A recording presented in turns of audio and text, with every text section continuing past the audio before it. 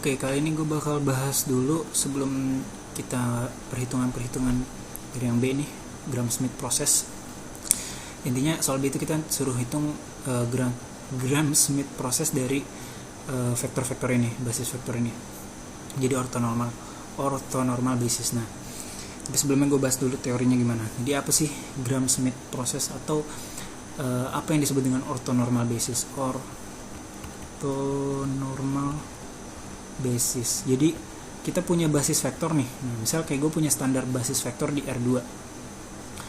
Ini R2 nih misalnya. Standar basis vektornya kan adalah I dan J kan. Satu unit ke sana, satu unit ke sana. Nah, sebenarnya standar basis dari R2 ini dia ortonormal karena dia yang disebut dengan ortonormal itu adalah pertama dia ortogonal. Ortogonal itu berarti tegak lurus masing-masing basisnya. Tegak lurus. Dan yang kedua, dia normal itu artinya satu-satuan.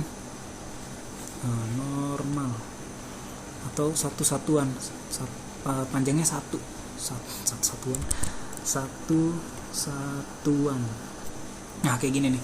I sama J itu dia kan satu-satuan dan dia saling tegak lurus, maka dia merupakan salah satu jenis dari orthonormal basis di R2. Kayak gitu. Nah, Gram-Schmidt process tuh sebenarnya proses untuk melakukan itu. Nah, misal gue punya gini kan, basis di R2 nggak harus I dan J kan, bisa aja gue punya basis yang kayak gini. Misal kayak gini, kayak gini. Nah, misal gue punya basis kayak gini, dia kan sama-sama ngebentuk R2 kan.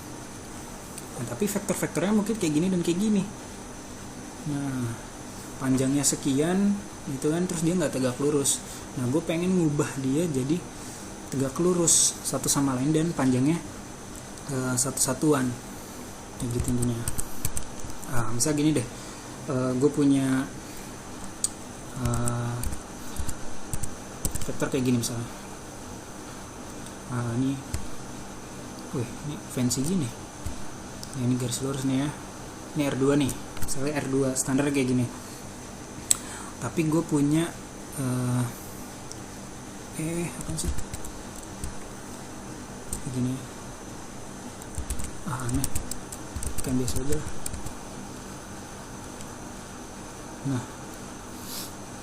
Nah, terus gue punya vektor kayak gini.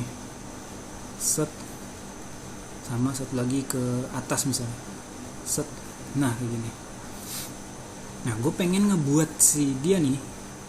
Ini kan pada dasarnya dua vektor ini cukup untuk ngebentuk R2 kan. Kombinasi linear dari dua vektor ini bisa ngebentuk R2 atau span-nya ya, kalau lu masih ingat kombinasi linear atau span. Ya, intinya dengan dua vektor ini lu pada dasarnya bisa nunjuk semua titik di R2 gitu. Sama dengan I sama J. Ya kan pada dasarnya lu bisa nunjuk semua titik di R2 cukup dengan I dan J aja kan. Misal kayak gue pengen nunjuk ini, oh berarti 2I tambah sekian J. Gue pengen nunjuk sini, oh berarti min sekian I tambah sekian J gitu. Nah, sama dengan vektor yang kayak gini sebenarnya juga bisa gitu. Nggak harus dengan basis vektor yang kayak gini yang tegak lurus. Nah, tapi gue pengen jadi tegak lurus dan satu-satuan. Nah, inilah yang dilakukan oleh Gram-Schmidt process ini. Nah, gitu. Pertama gue ambil dulu vektor acuan, misalnya ini V1. Nah, ini V2 misalnya. Gue acuannya vektor V1 deh. Nah, pertama gue bikin V1 jadi satu-satuan. Jadi satu-satuan misal jadi segini gitu. Nah, gimana caranya? Ya udah, gue bagi aja vektor V1 dengan panjangnya kan. Cara normalisasi kan kayak gini kan. Oke, gue udah dapat. Sebut aja jadi U1 misalnya. Nah, terus gue pengen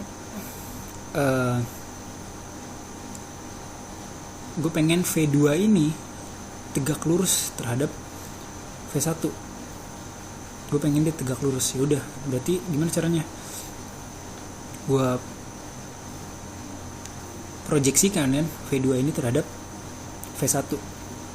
Ya kan, kita bisa proyeksikan dia kayak gini. Nah, gini. Nah, ini sebut aja misalnya V2 bar. Nah, ketika udah gue proyeksiin V2-nya terhadap V1, jadi ada dua bagian kan, ada kesini gitu. Nah, si V2 bar ini gue normalisasi jadi kayak gini. Nah, sebut aja misalnya U2. U2 gini. Ini U1. cara ngitungnya gini. Nah, cara ngitung U2 gimana? Nah, ini adalah masalah proyeksi aja sebenarnya. Kalau masih ingat gimana cara proyeksi, cara ngitung U2 ini U2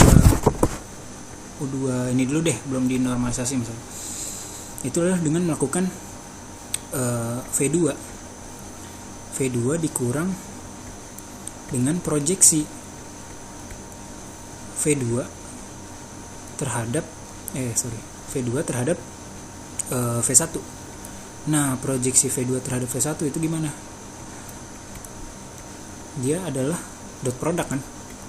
Dot product antara V2 dengan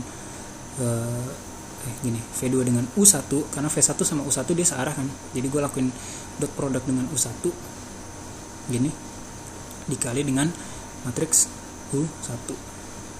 Nah, ini untuk dapetin vektor yang ini. Kayak gitu. Nah, untuk dapetin vektor yang ini, ya udah lo lakuin pengurangan, kurangin V2 dengan ini. Ya kan, kalau lo pengen dapat vektor ini enggak ini ya.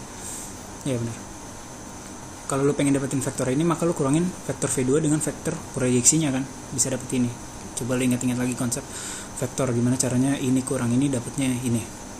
Nah, udah V2 dikurang proyeksi itu, jadilah U2. U2 udah jadi. Tapi kalau gue pengen normalisasi, ini U2 tuh baru segini nih. U2 tuh ini, atau V2 bar deh. Nah, kalau gue pengen normalisasi, ya udah jadinya U2 topi. Dimana U2 topi adalah U2 dibagi dengan panjang U2. Udah deh, jadi U2 topi. Nah, intinya gitu. Oke. Gue langsung kasih contohnya aja deh. Contoh yang ada di Wikipedia ini udah bagus nih. Nah, ini kalau dia di 3 dimensi nih. Pertama lo ambil vektor acuan, misal vektor merah nih. Lo proyeksiin V2 vektor yang hijau biar dia tegak lurus terhadap vektor merah, set, gitu kan. Udah diproyeksiin, selesai. Nah, sekarang lo pengen proyeksiin si biru biar tegak lurus terhadap si merah dan juga terhadap si hijau. Nah, gimana caranya? Ya ini ada prosesnya, set, ya kan. Oh, dia udah tegak lurus sama si merah. Kalau gue pengen tegak lurus juga sama si hijau, set. Nah, ini perhitungannya, set, udah deh, dia masing-masing udah 90 derajat. Oke. Nah, kalau udah masing-masing udah 90 derajat, gue pengen normalisasi, tinggal dibagi sama panjangnya aja kan, set, udah deh, dia jadi ortonormal kayak gitu. Panjangnya masing-masing 1 dan dia 90 derajat ya selisih sudutnya kayak gitu. Nah, ini kalau di 2 dimensi kayak gini. Nah, yaudah kalau gue pengen 3 dot gimana? Ya udah sama, ini gue dapat U3-nya dulu deh. Misalnya ada satu lagi vektor V3 gitu. Gimana caranya? Ya udah gue lakuin V3 dikurang proyeksi V3 terhadap V2 gitu. Terhadap V2 dan V1. Nah, gimana proyeksinya? Ini rumusnya aja sih, nanti kita coba hitung. Proyeksi V3 terhadap V2 dan V1 ya, karena dia harus diproyeksiin 2 kali kan. Tadi kan vektor V2 diproyeksiin sekali doang karena terhadap si V1 doang, tapi kalau ini harus diproyeksiin terhadap 2 vektor sekaligus. Itu dapat dinyatakan dengan ya sama dot product juga. V3 dot U1 dikali dengan vektor U1 ditambah dengan V3 dot U2 topi. Ini udah, kalau udah topi berarti dia udah satu-satuan ya. Nah, gitu nih. Terus kalau pengen nyari U3-nya gimana?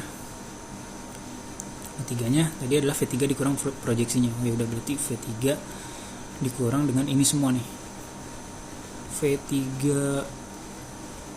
U1 tambah V3 U2 Nah ini baru U3 yang belum topi belum satu-satuan. Nah, kalau lo pengen satu-satuan ya udah tinggal dinormalisasi aja. U3 topi sama dengan U3 normal, bukan normal, U3 yang masih panjang atau ya segitulah, dibagi dengan panjang U3 nya. Udah deh kayak gini prosesnya. Pertama lo ambil satu vektor acuan, normalisasi, lakuin proyeksi biar tegak lurus, normalisasi lagi, terus ambil lagi satu vektor, tegak lurus, proyeksi dulu biar tegak lurus.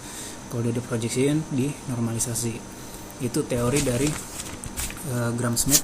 Proses video selanjutnya baru gue bakal ngebahas gimana kita beneran ngitung dari soalnya.